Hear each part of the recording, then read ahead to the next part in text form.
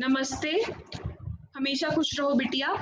My name is JVN Manisha Singh. Today I am teaching prevention and control of chemical hazards. In our previous sessions, I teach you all about what is hazards, what are chemical hazards, and now let's study prevention and control of chemical hazards. The most effective chemical hazard control is prevention. As we all know, prevention is better than cure. Establishing an effective control program in your facility can reduce or eliminate chemical hazards in food. Store chemicals in designated areas away from the food, ingredients, packaging, and food contact surfaces. Make it standard practice for staff after maintenance to properly clean and remove all chemical residues from food contact surfaces. Do not use excessive grease or lubricants on equipment. Regularly re-evaluate all procedures to ensure they effectively remove chemicals. Use designated tools for handling allergens. Store allergens to prevent cross-contamination with other ingredients. Example is tightly closed in container and use separate room for the storage or ensure adequate physical separation. Then receive incoming materials and raw ingredients from reputable suppliers that effectively control if chemical hazards in plant. Ensure restricted ingredients and additives are correctly measured and regularly re-evaluate to ensure they meet the Food and Drug Act and its regulations. Follow good storage practices. For example, uncontrolled moisture levels during grain storage can produce mycotoxins. Then, what are the effective controls protect workers from workplace hazards? Then, to help avoid injuries, illness, and incidents, to minimize or eliminate safety and health risk, to help employers provide workers with safe and healthful working conditions. Then, to effectively control and prevent hazards, employers should involve workers who often have the best understanding of the conditions that create hazards and insights into how they can be controlled. Identify and evaluate options for controlling hazards using a hierarchy of controls. Use a hazard control plan to guide the selection and implementation of controls and implement controls according to the plan. Develop plans with measures to protect workers during emergencies and non-routine activities. Evaluate the effectiveness of existing controls to determine whether they continue to provide protection or whether different controls may be more effective.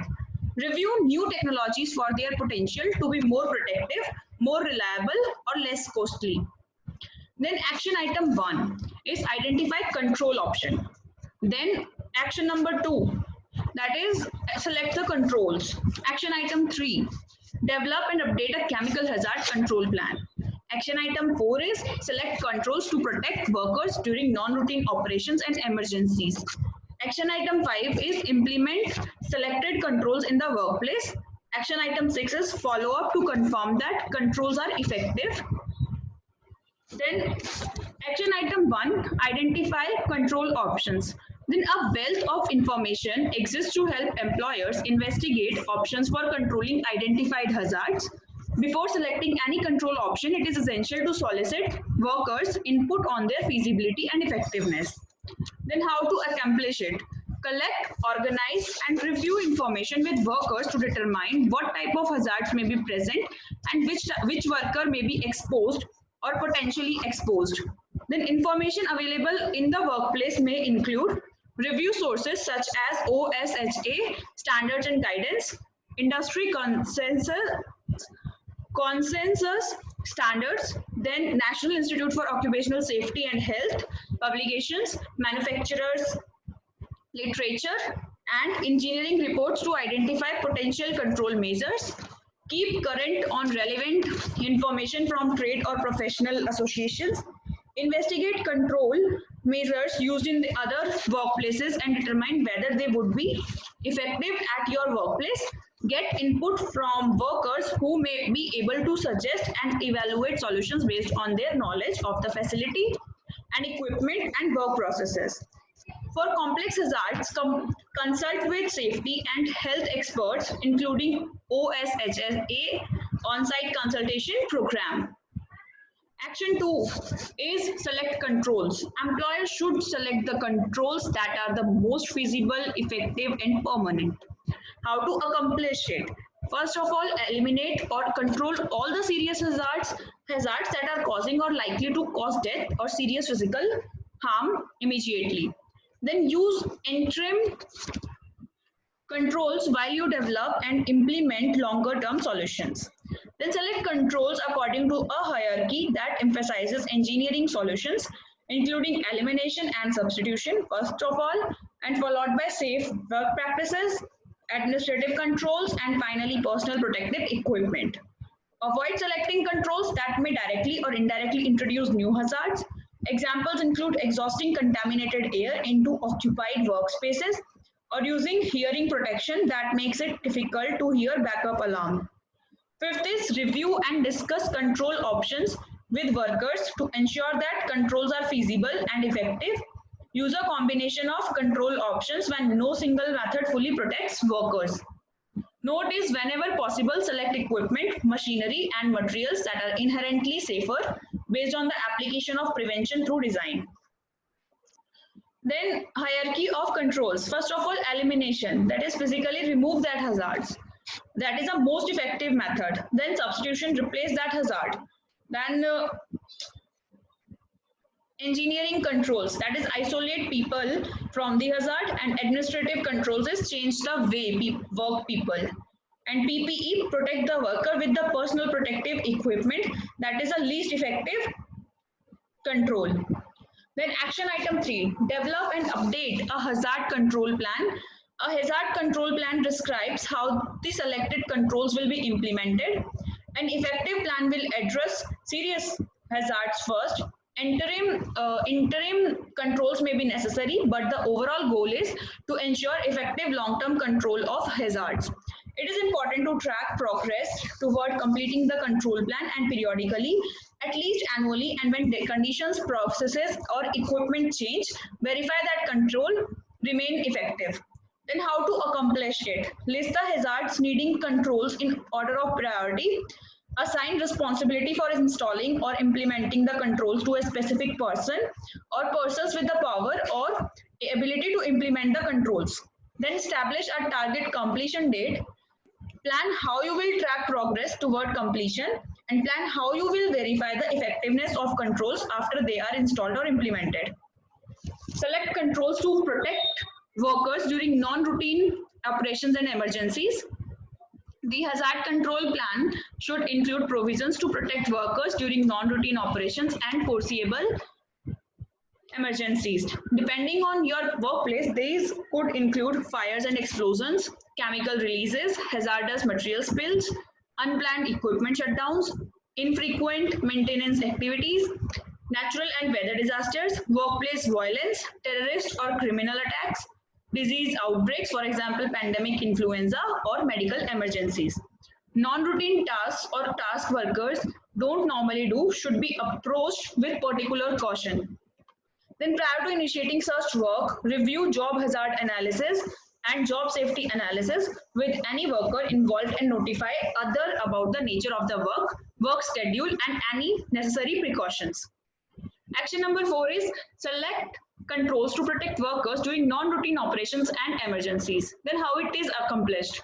Then develop procedures to control hazards that may arise during non-routine operations, for example, removing machine guarding during maintenance and repair. Develop or modify plans to control hazards that may arise in emergency situations. Procure any equipment needed to control emergency-related hazards. Then assign responsibilities for implementing the emergency plan. Then conduct emergency drills to ensure that procedures and equipment provide adequate protection during emergency situations. Note, depending on your location, type of business and material stores or used on-site authorities, including local fire and emergency response departments, state agencies, the U.S. Environmental Protection Agency, the Department of Homeland Security, and OSHA may have additional requirements for emergency plans. Ensure that your procedures comply with these requirements. Action item 5, implement Selected controls in the workplace. Once hazard prevention and control measures have been identified, they should be implemented according to the hazard control plan. How to accomplish it? Implement hazard control measures according to the priorities established in the hazard control plan. When resources are limited, implement work measures on a worst first basis according to the hazard ranking priorities. Risk established during hazard identification and assessment. Note, however, that regardless of limited resources, employers have an obligation to protect workers from recognized serious hazard. Then promptly implement any measures that are easy and inexpensive. Example is general housekeeping, removal of obvious tripping hazards such as electrical cords, basic lighting. Then regardless of the level of hazards they involve. Action item 6 is follow up to confirm that controls are effective. To ensure that control measures are and even remain effective, employers should track progress in implementing controls, inspect and evaluate controls once they are installed, and follow routine preventive maintenance practices. How to accomplish it? Track progress and verify implementation by asking the following questions. Have all control measures been implemented according to the hazard control plan? Have engineering controls been properly installed and tested? Have workers been appropriately trained so that they understand the controls, including how to operate engineering controls, safe work practices, and PPE use requirements? And are controls being used correctly and consistently? Action number 6 is follow up to confirm that controls are effective. Conduct regular inspections and industrial hygiene monitoring if indicated to confirm that engineering controls are operated as designed. Evaluate control measures to determine if they are effective or need to be modified. Involve workers in the evaluation of the controls. If controls are not effective, identify, select, and implement further control measures that will provide adequate protection. Confirm that work practices, administrative controls, and personal protective equipment use policies are being followed. Then conduct routine preventive maintenance of equipment, facilities, and controls to help prevent incidents due to equipment failure.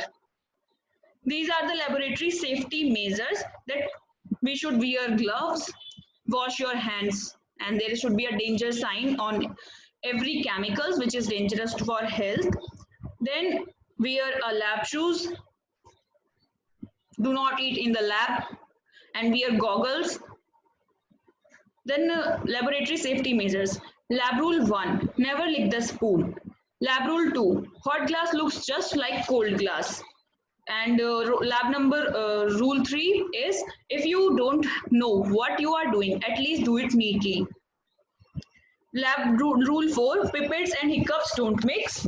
And lab rule 5 is assume all unmarked beakers contain a highly toxic, fast-acting poison. Then lab rule number 6, you can't detect an odorless gas by smell.